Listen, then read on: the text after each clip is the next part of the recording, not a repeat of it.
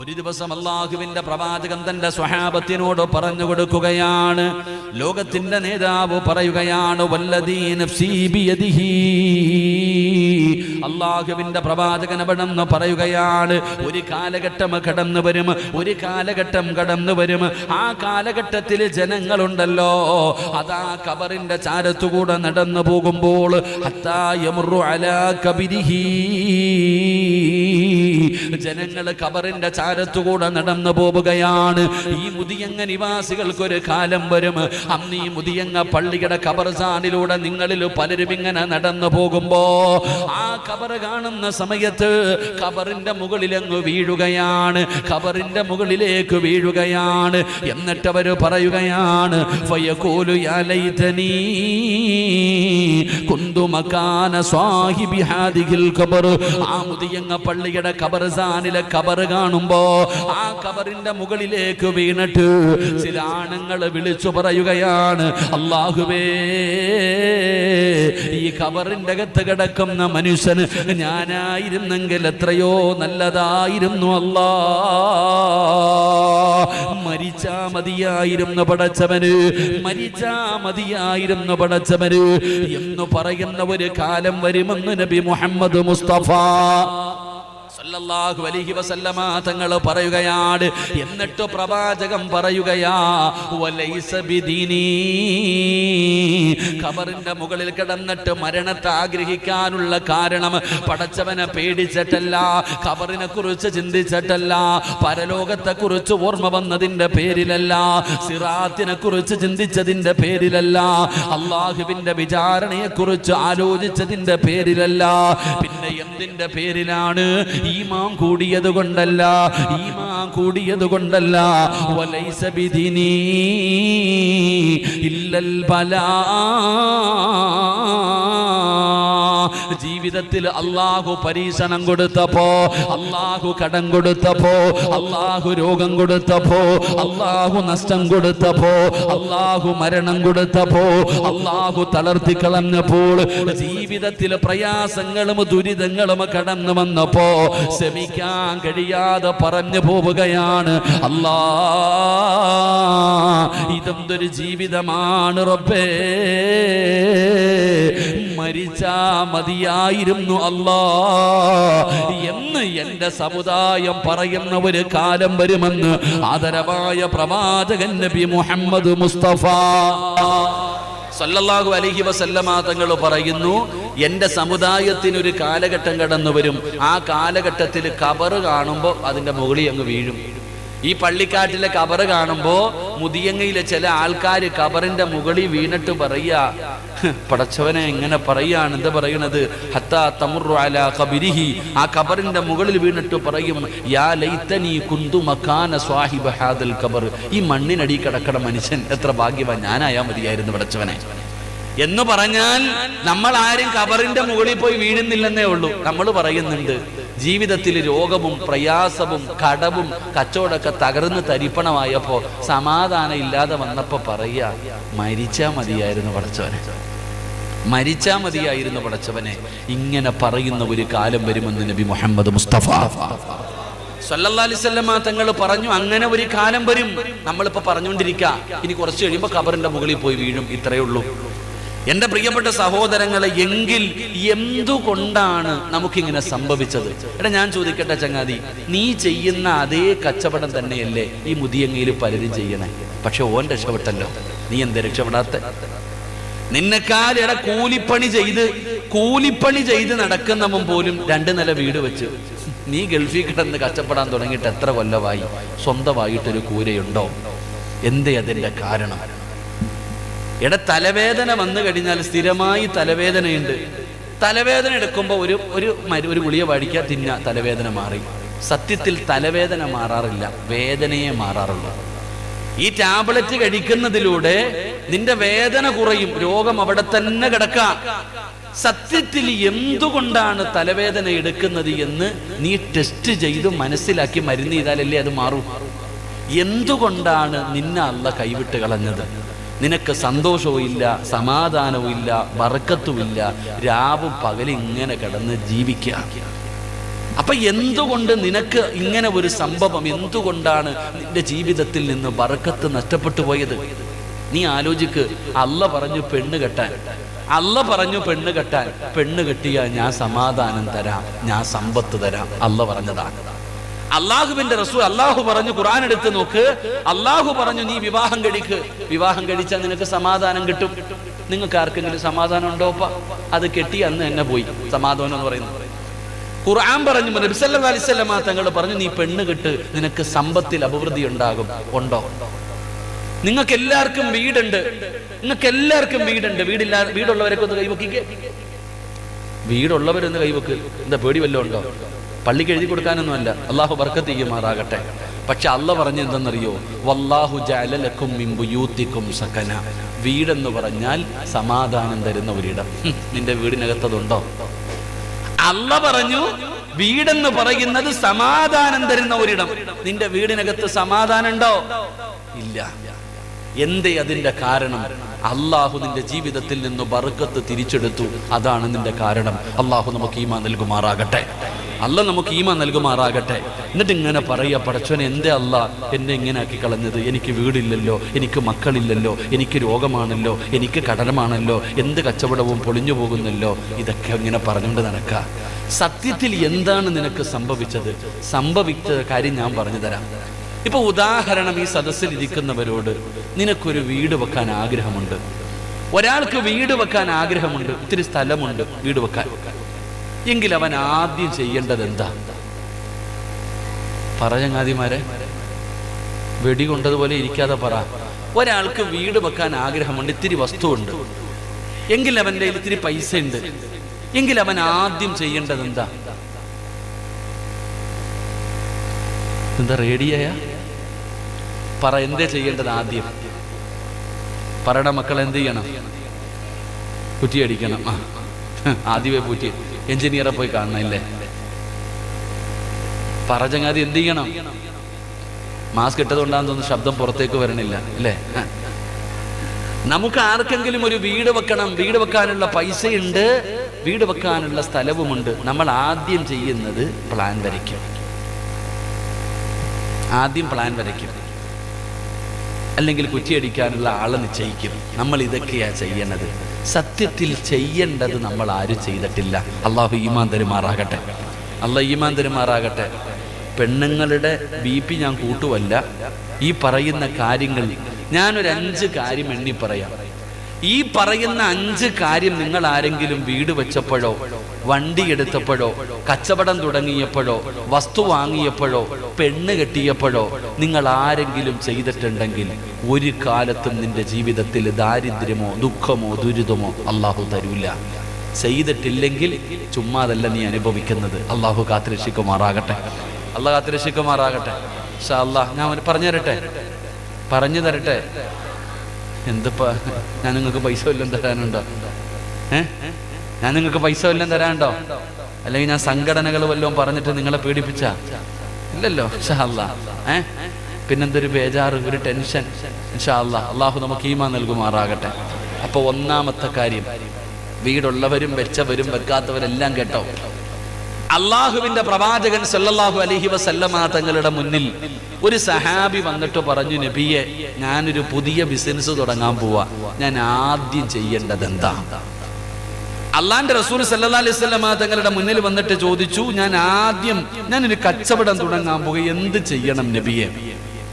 നബി സല്ലല്ലാഹു അലൈഹി വസല്ലമ തങ്ങൾ അല്ലാഹുവിന്റെ പ്രവാചകൻ അവിടെന്ന് പറയുകയാണ്, യഖൂലു ഇദാ ഹമ്മ അഹദുകും ബിൽ അംരി, അല്ലാഹുവിന്റെ പ്രവാചകൻ സല്ലല്ലാഹു അലൈഹി വസല്ലമ തങ്ങൾ പറയുകയാണ്, ഫൽയുസല്ലി റകഅത്തിൻ മിൻ ദൂനിൽ ഫരീള. അല്ലാഹുവിന്റെ പ്രവാചകന്റെ മുന്നിൽ കച്ചവടം തുടങ്ങാൻ ആലോചിക്കുന്ന ഒരു മനുഷ്യനുണ്ടല്ലോ, റസൂലുള്ളാഹി തങ്ങളുടെ മുന്നിൽ വന്നിട്ട് ചോദിക്കുന്നു, നബിയേ, ഒരു കച്ചവടം തുടങ്ങാൻ പോവുകയാണ്, ഞാൻ ആദ്യമായിട്ട് ചെയ്യേണ്ടത് എന്താണ്? പോയിട്ട് കട നോക്കാനല്ല പറഞ്ഞത്, ബിൽഡിംഗ് കെട്ടാനല്ല പറഞ്ഞത്, പണം കൂട്ടാനല്ല പറഞ്ഞത്, അല്ലെങ്കിൽ പാർട്ണർമാരെ വിളിക്കാനല്ല റസൂലുള്ളാഹി പറഞ്ഞത്. അല്ലാഹുവിന്റെ റസൂൽ പറഞ്ഞത് എന്തെന്നറിയുമോ? എടാ, വീട് വെക്കാൻ വെക്കാൻ സ്ഥലം നോക്കി, നിന്റെ കയ്യിൽ പൈസയുണ്ട്, വീട് വെക്കണമെന്ന് ആഗ്രഹമുണ്ടാകുമ്പോ ആദ്യം വരയ്ക്കേണ്ടത് പ്ലാനല്ല, നല്ല എഞ്ചിനീയറെയല്ല പോയി നോക്കേണ്ടത്, അല്ലെങ്കിൽ പടച്ചവനെ കുറ്റികടിക്കാനുള്ള ദിവസമല്ല നിശ്ചയിക്കേണ്ടത്, അല്ലെങ്കിൽ പടച്ചവനെ അല്ലെങ്കിൽ മറ്റുള്ള വഴികളല്ല നേടേണ്ടത്. റസൂലുള്ള പറയുകയാ, അവിടെന്ന് പറഞ്ഞു ഫൽയുസല്ലി റകഅത്തിൻ മിൻ ദൂനിൽ ഫരീള, 2 റകഅത്ത് നമസ്കരിക്കണേ. റസൂലുള്ളയാണ് പറയുന്നത്, മോനെ 2 റകഅത്ത് നമസ്കരിക്കണമടാ. വീട് വെക്കുന്നതിന് മുമ്പ്, വീടിന് കുറ്റിയടിക്കുന്നതിന് മുമ്പ്, എഞ്ചിനീയറെ കാണാൻ പോകുന്നതിന് മുമ്പ്, വണ്ടി എടുക്കാൻ മനസ്സിൽ ആഗ്രഹമുണ്ടാകുമ്പോ നീ ചെയ്യേണ്ടത് എന്തെന്നറിയുമോ? അള്ളാന്റെ റസൂല് പറയുകയാണ്, നീ 2 റകഅത്ത് നമസ്കരിക്കണേ. സലാം വീട്ടിയതിന് ശേഷം അള്ളാഹുവിന്റെ ദർബാറിലേക്ക് ഇരു കരങ്ങൾ ഉയർത്തിയിട്ട് കരഞ്ഞുകൊണ്ട് പടച്ചവനോട് പറയണം, അല്ലാ, ഒരു കച്ചവടം തുടങ്ങാൻ പോവുകയാണ് തമ്പുരാനെ, നല്ലതാണോ മോശമാണോ, ഇതിലൂടെ ഞാൻ രക്ഷപ്പെടുമോ, ഇതിലൂടെ ഞാൻ പരാജയപ്പെടുമോ, എനിക്കറിയില്ല തമ്പുരാനെ. അല്ലാ, ഇത് നല്ലതാണെങ്കിൽ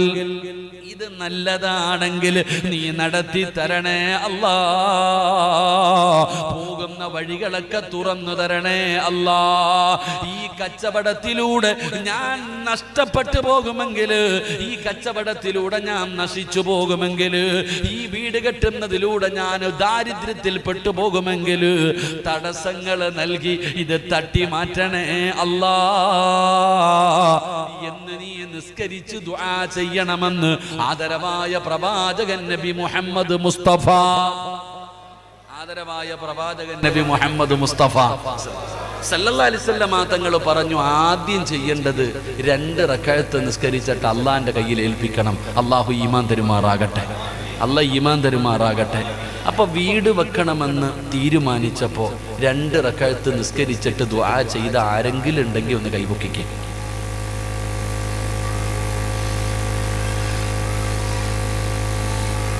ബിസിനസ് തുടങ്ങണമെന്ന് ആലോചിച്ചപ്പോഴേ, ഒരു കച്ചവടം തുടങ്ങുന്ന സമയത്ത് 2 റകഅത്ത് നിസ്കരിച്ച് ദുആ ചെയ്ത ആരെങ്കിലും ഉണ്ടെങ്കിൽ കൈപൊക്ക്. പെണ്ണ് കെട്ടണമെന്ന് തീരുമാനിച്ചപ്പോൾ നിസ്കരിച്ച ആരെങ്കിലും ഉണ്ടോ? നിനക്ക് ബർക്കത്ത് വേണം, വരും, മോളീന്ന് വരും, കാത്തിരുന്നു. അല്ലാഹ് ഈമാൻ തരുമാറാകട്ടെ, അല്ലാഹ് ഈമാൻ തരുമാറാകട്ടെ. എടാ, നീ തുടങ്ങിയപ്പോ നിനക്ക് ഓർക്കാനൊന്നും വയ്യ. നിനക്ക് എന്തെങ്കിലും കാര്യം തുടങ്ങുമ്പോ അല്ലാഹും വേണ്ട, ആരും വേണ്ട, പെട്ട് കഴിയുമ്പോ വേണം.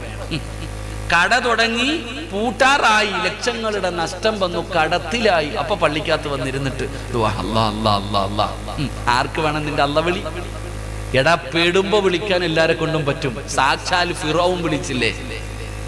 മൂസാ നബി അലൈഹിസ്സലാം ഫിറഔനിന്റെ കൊട്ടാരത്തിൽ കേറി ഇറങ്ങി നടന്നെടാ, പൊന്നാര ചങ്ങാതി, അള്ളാനെ കൊണ്ട് വിശ്വസിക്കടാ, നിന്റെ ഈ അഹങ്കാരൊക്കെ നീ മാറ്റിവെക്ക്, റബ്ബിനെ കൊണ്ട് നീ വിശ്വസിക്ക്. പോടാ മൂസ, അന റബ്ബുക്കുമുൽ അഅല, ഞാനായി റബ്ബ്, നിന്റെ റബ്ബ, ഞാനാടാ റബ്ബ് എന്ന് മൂസാ നബിയോട് മറുപടി പറഞ്ഞ ആ ശപിക്കപ്പെട്ട ലഅനത്താക്കപ്പെട്ട ഫിറഔനെ അവസാനം ചെങ്കടലി മുങ്ങുമ്പോ അവൻ പറഞ്ഞു, ഹത്താ ഇദാ അദ്റകഹുൽ ഗർഖു, വെള്ളത്തിൽ മുങ്ങുമ്പോ പറയാ, മൂസ, നീ പറഞ്ഞ ദൈവത്തെ ഞാൻ വിശ്വസിക്കുന്നുണ്ട് കേട്ടാ.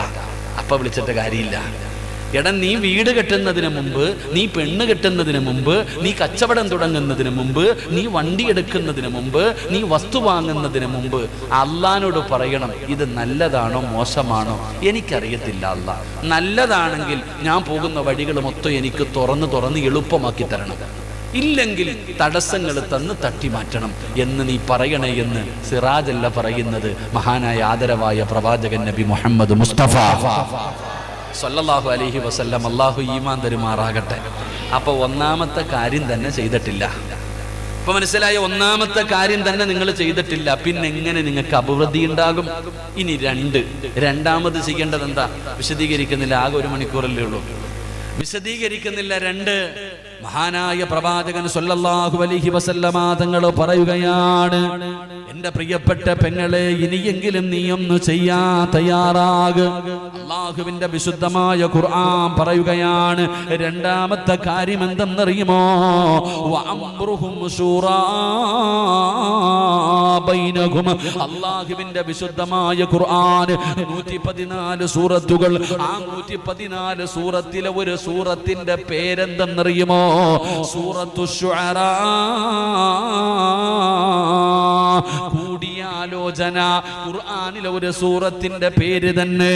എങ്കിൽ അല്ലാഹു പറയുകയാണ്, മോനെ, വീട് വെക്കുന്നതിന് മുമ്പ്, കച്ചവടം തുടങ്ങുന്നതിന് മുമ്പ്, വണ്ടി എടുക്കുന്നതിന് മുമ്പ്, വസ്തു വാങ്ങുന്നതിന് മുമ്പ്, എന്ത് കാര്യവും ചെയ്യുന്നതിന് മുമ്പ് നീ നിന്റെ കുടുംബക്കാരോട് ചർച്ച ചെയ്യണേ. എടാ, നിന്റെ കുടുംബത്തിലെ കാരണവന്മാരുണ്ടല്ലോ, അല്ലെങ്കിൽ നീ തുടങ്ങുന്ന കച്ചവടത്തെ കുറിച്ച് അറിവുള്ളവർ, അവരോട് നീ ചോദിക്കണം, അവരോട് നീ ചർച്ച ചെയ്യണം എന്ന് പറഞ്ഞു തന്ന് കാണിച്ചു തന്നതാരെന്നറിയുമോ? എന്തെങ്കിലും ഒരു കാര്യം ചെയ്യുന്നതിന് മുമ്പ്, സ്വന്തം തീരുമാനമെടുക്കുന്നതിന് മുമ്പ് നീ ആരോടെങ്കിലും ചോദിക്കാൻ പറഞ്ഞു തന്നതാരെന്നറിയുമോ? ഈ ലോകം മുഴുവനും വടക്കി ഭരിക്കുന്ന രാജാതിരാജനായ, ഈ പ്രപഞ്ചത്തിന്റെ അധിപനായ എന്റെയും നിന്റെയും റബ്ബുണ്ടല്ലോ, ആ അല്ലാഹയാ കാണിച്ചു തന്നത്. വൈദ് ഖാല റബ്ബുക ലിൽ മലായികതി ഇന്നി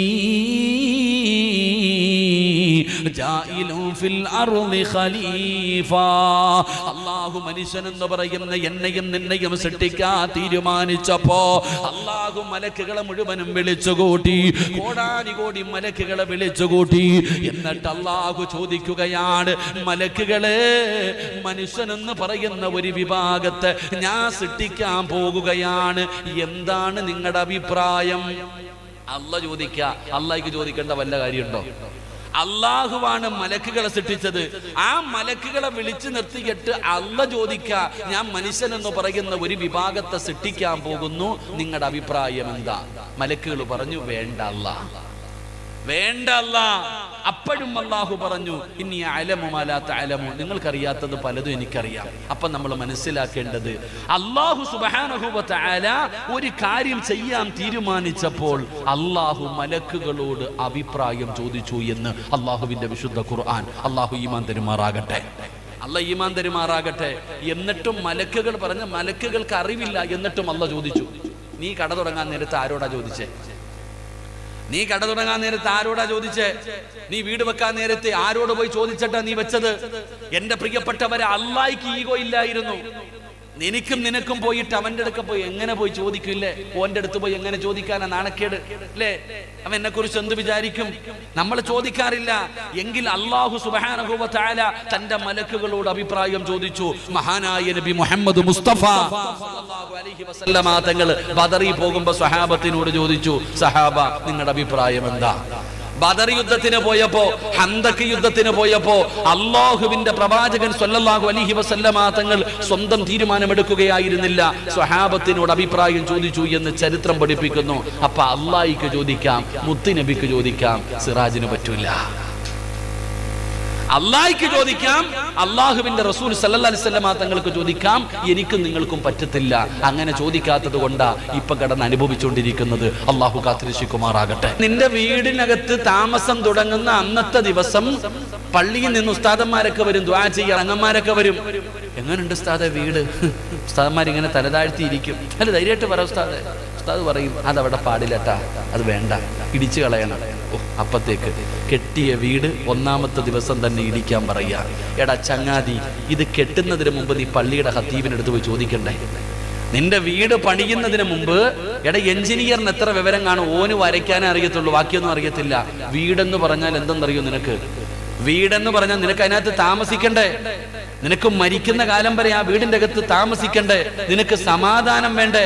റസൂലുള്ളാഹി സ്വല്ലല്ലാഹു അലൈഹി വസല്ലമ തങ്ങൾ പറഞ്ഞു, ഇദാ അറത്ത റസൂലുള്ളാഹി സ്വല്ലല്ലാഹു അലൈഹി വസല്ലമ തങ്ങൾ പറഞ്ഞു, ഒരു മനുഷ്യനെ അല്ലാഹു നശിപ്പിക്കാൻ ഉദ്ദേശിച്ചാൽ അവന് കള്ളുകുടിയല്ല കൊടുക്കുന്നേ.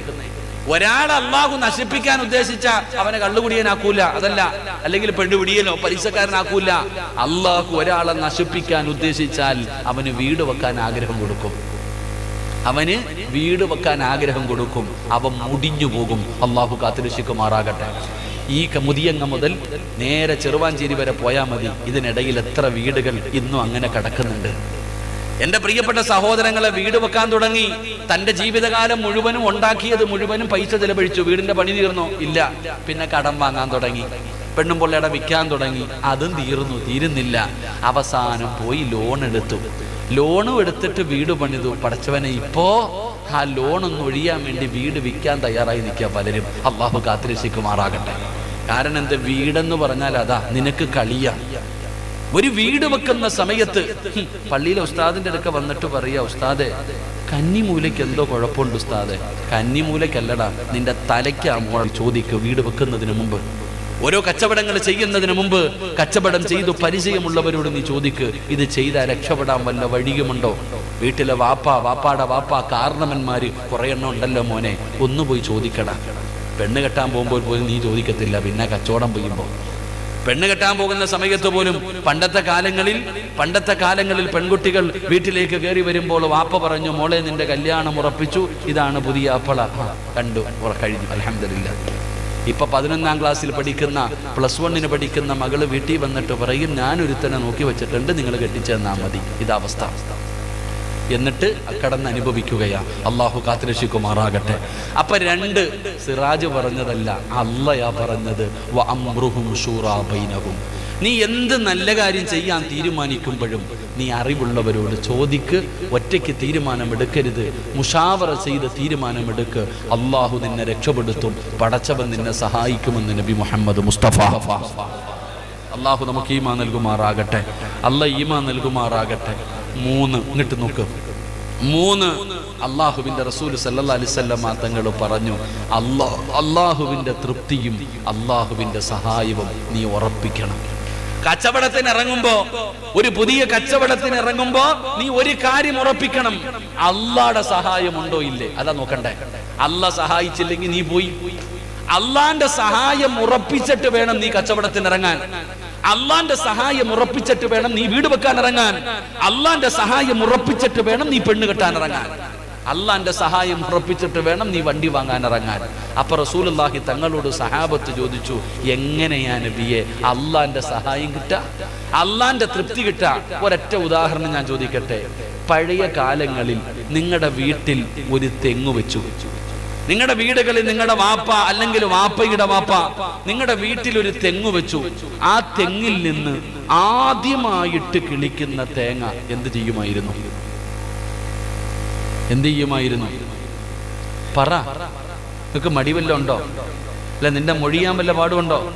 നിങ്ങളുടെ വീട്ടിൽ ഒരു തെങ്ങിൽ നിന്ന് ആദ്യമായിട്ട് കിട്ടുന്ന തേങ്ങ എന്ത് ചെയ്യുമായിരുന്നു? പള്ളിക്ക് കൊടുക്കും. ഒരു 10 മുട്ട വെച്ചു, വിരിഞ്ഞാൽ ഒരു കോഴി ആർക്ക് കൊടുക്കും? പള്ളിക്ക് കൊടുക്കും. നിന്റെ വീട്ടിലോ? നീ വെട്ടി തിന്നും. അതന്നെ അവസ്ഥ. അവർക്ക് വിവരം ഉണ്ടായിരുന്നു, അവർക്ക് ബുദ്ധി ഉണ്ടായിരുന്നു. എന്റെ പ്രിയപ്പെട്ട സഹോദരങ്ങളെ, പണ്ടത്തെ കാലത്ത് അങ്ങനായിരുന്നു. അള്ളാഹുവിന്റെ റസൂൽ സല്ലല്ലാഹു അലൈഹി വസല്ലം തങ്ങൾ പറഞ്ഞു, ഹുബ്ബുൽ ഫുഖറാഇ വൽ മസാകീൻ. അള്ളാഹുവിന്റെ സഹായം വേണോ, അള്ളാഹുവിന്റെ തൃപ്തി വേണോ, ഒരു സദക്ക കൊടുക്കടാ മോനെ. 10ാം ക്ലാസ്സിൽ പരീക്ഷ എഴുതാൻ പോകുന്ന കുട്ടികൾ പള്ളിയുടെ മുന്നിലെത്തുമ്പോൾ ഒരു 5 രൂപ പള്ളിയുടെ വഞ്ചിപ്പെട്ടിയിടും. എന്തിന്? വെറുതെ. ദൂരെ യാത്ര പോകുന്നവർ, ലോഡുമായിട്ട് പോകുന്നവർ പള്ളി കാണുമ്പോ ആ പള്ളിയുടെ മുന്നിൽ ഒരു വഞ്ചി കാണും. ആ വഞ്ചിയിൽ മുസ്ലിമും ഇടും, ഹൈന്ദവനും ഇടും, ക്രിസ്ത്യാനിയും ഇടും. എന്തിനാ ഇടുന്നേ? അള്ളാഹുടെ സഹായം കിട്ടാൻ. പക്ഷേ നീ വീട് വെച്ചപ്പോ ആർക്കാ പൈസ കൊടുത്തേ? നീ വണ്ടി 25 ലക്ഷത്തിന്റെ വണ്ടി എടുത്തപ്പോ ആർക്കാടെ പള്ളിയിൽ ഒരു 5 പൈസ നീ ഇട്ടോ? നീ നിന്റെ മക്കളെ കെട്ടിച്ചപ്പോ ഏതെങ്കിലും ഒരു പാവപ്പെട്ടവന് എന്തെങ്കിലും 1 ഗ്രാം നീ വാങ്ങിക്കൊടുത്തോ? എന്നിട്ട് നിനക്ക് ബറക്കത്ത് വേണം. അള്ളാഹു നമുക്ക് ഈമാൻ നൽകുമാറാകട്ടെ. ഉറക്കപ്പറ, അല്ലാഹു ഈമാൻ നൽകുമാറാകട്ടെ. മഹാനായ നബി മുഹമ്മദ് മുസ്തഫ സല്ലല്ലാഹു അലൈഹി വസല്ലമ തങ്ങൾ പറയുകയാണ്, അള്ളാഹുവിന്റെ റസൂല് പറയുകയാണ്, പടച്ച റബ്ബിന്റെ സഹായം നിനക്കുണ്ടാകണം, അള്ളാഹുവിന്റെ തൃപ്തി നിനക്കുണ്ടാകണം. ആ തൃപ്തി കിട്ടാറുള്ള എളുപ്പ വഴി എന്തെന്നറിയുമോ? ഹുബ്ബുൽ ഫുഖറാഇ വൽ മസാകീൻ. മുഹ്സിനീൻ, നീ പാപങ്ങളെ ഇഷ്ടപ്പെടൂ, പാപങ്ങളെ സഹായിക്കൂ, എന്തെങ്കിലും ഒരു സദഖ കൊടു. അള്ളാന്റെ പള്ളികളുണ്ടല്ലോ, മദ്രസകളുണ്ടല്ലോ, യതീംഖാനകളുണ്ടല്ലോ, യതീമായ മക്കളുണ്ടല്ലോ, പാവപ്പെട്ട പെൺകുട്ടികളുണ്ടല്ലോ, രോഗികളായി കിടന്ന കിടപ്പിൽ കിടന്ന് മലമൂത്ര വിസർജനം നടത്തുന്നവരുണ്ടല്ലോ, ആ പാവപ്പെട്ടവർക്ക് നീ ഒരു സദഖ കൊടുക്ക്. ആ സദഖ കൊടുക്കുന്നതിലൂടെ അല്ലാഹു നിന്നെ സഹായിക്കുകയാ. റസൂലുള്ളാഹി പറഞ്ഞല്ലോ, അസ്സദഖത്തു റദ്ദുൽ ബലായാ, സദഖ വിപത്തുകളെ തട്ടിമാറ്റുമെന്ന് ആദരവായ പ്രവാചകൻ നബി മുഹമ്മദ് മുസ്തഫ. ആദരവായ പ്രവാചകൻ നബി മുഹമ്മദ് മുസ്തഫ അല്ലാഹുവിന്റെ റസൂൽ പറഞ്ഞു, നീ എന്തെങ്കിലും ഒരു സദഖ കൊടുക്ക്, അള്ളാഹു ഈമാൻ തരുമാറാകട്ടെ. വഅദ് പറയുന്ന ഉസ്താദിനൊന്നുമില്ല, കേൾക്കാൻ വന്നവർക്ക് ചായയും ബിസ്ക്കറ്റും കുടിക്ക്, അള്ളാഹു നമുക്ക് ഈമാൻ തരുമാറാകട്ടെ. മാസ്ക് ഒക്കെ എടുത്തിട്ട് കുടിക്കട്ടാ കേട്ടാ, മാസ്ക് എടുത്തിട്ട് ചിലപ്പോൾ എടുത്തൊരൊറ്റ കടി മാസ്ക് വെച്ചിട്ട് അങ്ങനെ വേണ്ട, കൊടുക്കൊടു. അൽഹംദുലില്ലാഹ്, അള്ളാഹ് ഈമാൻ തരുമാറാകട്ടെ. എന്ത് ചെയ്യാനാ പറഞ്ഞത്? സദഖ കൊടുക്കാൻ. എന്റെ പ്രിയപ്പെട്ട സഹോദരങ്ങളെ, സഹോദരിമാരെ, നിങ്ങളൊക്കെ വീട് വെച്ചപ്പോ 5 നയാ പൈസ പള്ളിയുടെ മുതിയങ്ങ പള്ളിയുടെ വഞ്ചിപ്പട്ടിയിൽ ഒരു 10 രൂപ ഇട്ടോ. ഒരു 10 രൂപ ഇട്ടോ. ഒരൊറ്റ ഉദാഹരണം പറയാം. നമ്മളൊക്കെ മക്കളുടെ കല്യാണം നടത്താറുണ്ട്, മക്കളുടെ നിക്കാഹ് നടത്താറുണ്ട്. പടച്ചവനെ പന്തലുകാരനെ വിളിക്കും, ഇവിടെ മൊത്തവും പന്തല് കെട്ടണം, എത്ര രൂപ വേണം? 1 ലക്ഷം രൂപ. എടാ 95-ന് കെട്ടിയോ? ഇല്ലില്ല, 1 ലക്ഷം, നീ എടുത്തോ. ഓക്കെ. ഭക്ഷണം വെക്കുന്നവനെ വിളിക്കും, എത്ര വേണം? 2500 പേർക്ക് ഭക്ഷണം വേണം, എത്ര വേണം? 1 ലക്ഷം, എടുത്തോ. ക്യാമറമാനെ വിളിക്കും, എത്ര വേണം? 25,000 രൂപ, ഉറപ്പിച്ചു. ബൈക്ക് റാലി നടത്താൻ, അതിനുള്ള ഞാൻ അങ്ങോട്ട് പോണില്ല, റെഡി. ഇതെല്ലാം ചെയ്തു, ഇതെല്ലാം നിങ്ങൾ ചെയ്തു. അങ്ങനെ അവസാനം നിന്റെ മകളുടെ നിക്കാഹ് മുതിയങ്ങ പള്ളിക്കകത്ത് വെച്ച് നടക്കാം. ഖത്തീബ് എന്താ ഇപ്പൊ ഇവിടുത്തെ? പോയില്ലേ, കുഴപ്പമില്ല, അള്ളാഹു അദ്ദേഹത്തിന് ദീർഘായുസ് കൊടുക്കുമാറാകട്ടെ. മുതിയങ്ങ പള്ളിക്കകത്ത് വെച്ചിട്ട് നിന്റെ മോന്റെ കെട്ട് നടക്കാം, നിന്റെ മകളുടെ നിക്കാഹ് നടക്കുകയാ. അങ്ങനെ നീ വിളിച്ചവരെല്ലാവരും വന്നു, പള്ളിക്കകത്ത് വന്നു. അവസാനം പള്ളിയിലെ ഖത്തീബ് വന്നിട്ട് കൈ പിടിച്ചു വെച്ചിട്ട് പറഞ്ഞു, ഉസവ്വിജുക അലാമ അമറല്ലാഹു തആല ബിഹി മിൻ ഇംസാകിൻ ബിമഅറൂഫിൻ ഔ തസ്രീഹിൻ ബിഇഹ്സാൻ. സവ്വജതുക വൻകഹതുക എന്നൊക്കെ പറഞ്ഞിട്ട് ഉസ്താദ് അങ്ങോട്ട് കല്യാണം നടത്തി. നിന്റെ നിക്കാഹ്, നിന്റെ മകളുടെ നിക്കാഹ് നടത്തി കൊടുത്തു. എന്നിട്ട് ഉസ്താദ് 2 കൈയും ഉയർത്തിയിട്ട് അള്ളാഹിനോട് പറയുക, അയ്യുഹൽ അറൂസാൻ ബാറകല്ലാഹു ലക്കുമാ വ ബാറക അലൈക്കുമാ വ ജമഅല്ലാഹു ബൈനക്കുമാ ഫീ ഖൈരിൻ വ ലുത്ഫിൻ വ ആഫിയ. എന്താ അർത്ഥം എന്നറിയോ? അല്ലാഹുവേ, ഈ നവദമ്പതികൾക്ക് നീ ബറക്കത്ത് ചെയ്യണേ അല്ലാ, നല്ല ജീവിതം കൊടുക്കണേ അല്ലാ, ഒത്തൊരുമ കൊടുക്കണേ അല്ലാ. ഉസ്താദ് നെഞ്ചു പൊട്ടിയിട്ട് ദുആ ചെയ്യുക. അപ്പം നിന്റെ വാപ്പ പോലും ചിലപ്പോൾ ഇങ്ങനെ വെച്ചിരിക്കണ കൈ, നിന്റെ വാപ്പ പോലും ചിലപ്പോ കൈ ഇങ്ങനെ താഴെ ഇട്ടിട്ടിരിക്കുക, അങ്ങോട്ടും ഇങ്ങോട്ടും നോക്കുക, ആമീൻ പറയണമെന്നില്ല.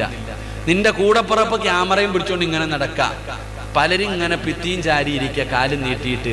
നിനക്കൊരു നല്ല ജീവിതം കിട്ടാൻ വേണ്ടി ഏറ്റവും കൂടുതൽ ദുആ ചെയ്തത് പള്ളിയിലെ ഖത്തീബ.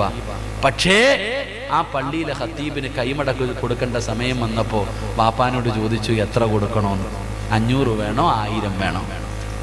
നിന്റെ ജീവിതത്തിൽ നിന്റെ നിക്കാഹിന്റെ അന്ന് ഏറ്റവും വലിയ പുണ്യകർമ്മം ചെയ്ത് നിനക്ക് വേണ്ടി ദുആ ചെയ്തു തന്ന ആ പള്ളിയിലെ ഖത്തീബിന് കൊടുക്കാൻ പൈസയുടെ സമയമായപ്പോൾ നീ കണക്ക് നോക്കി.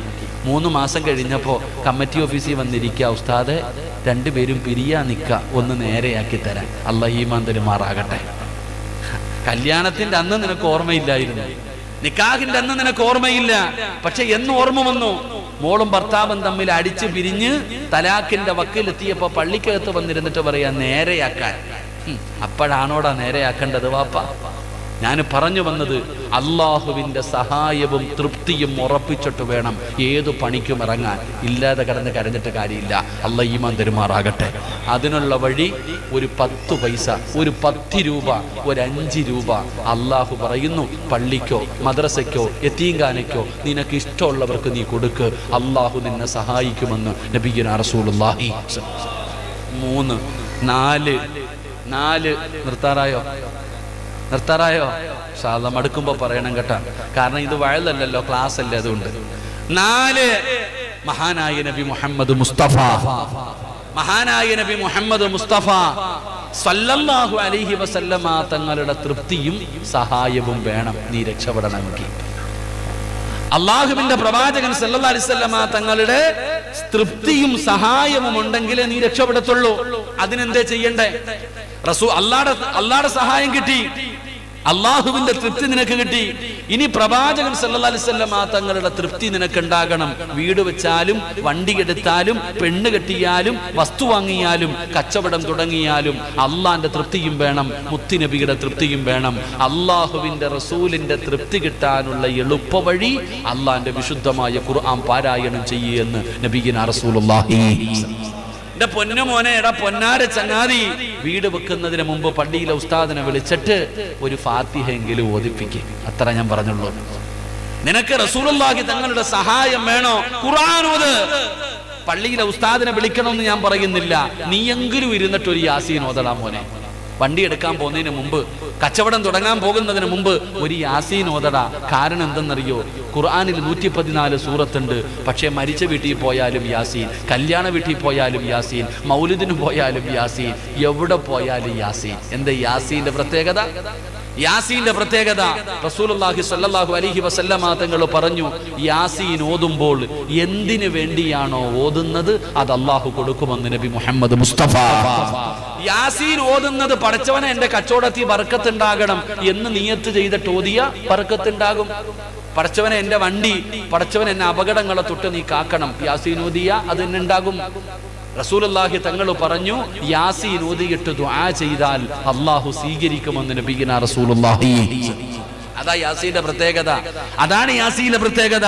എടാ, മരിച്ച് മുതിയങ്ങ പള്ളിയുടെ ഖബർസാനി കിടക്കുന്ന നിന്റെ വാപ്പാടെ ഖബറിന്റെ ചാരത്ത് പോയിട്ട് നീ യാസീൻ ഓതിയ നിന്റെ വാപ്പ 40 ദിവസം രക്ഷപ്പെട്ടു. റസൂലുള്ളാഹി തങ്ങൾ പറഞ്ഞു, ഖബറിന്റെ ചാരത്ത് പോയി നിന്ന് യാസീൻ ഓതിയാൽ 40 ദിവസം ഖബറാളികളുടെ ശിക്ഷ അല്ലാഹു മാറ്റിക്കൊടുക്കുമെന്ന് നബിയുനാ റസൂലുള്ളാഹി. അതുകൊണ്ട് മുത്തുനബിയുടെ, അള്ളാഹുവിന്റെ റസൂലിന്റെ തൃപ്തിയും സഹായവും നിനക്ക് വേണമെങ്കിൽ നീ എന്ത് ചെയ്യണം? ഖുർആൻ ഓതണം, യാസീൻ ഓതണം. യാസീൻ ഓതിയില്ലെങ്കിലും ഒരു ഇഖ്ലാസ് എങ്കിലും ഓതും മോനെ, ഒരു ഫാത്തിഹ എങ്കിലും ഓത്.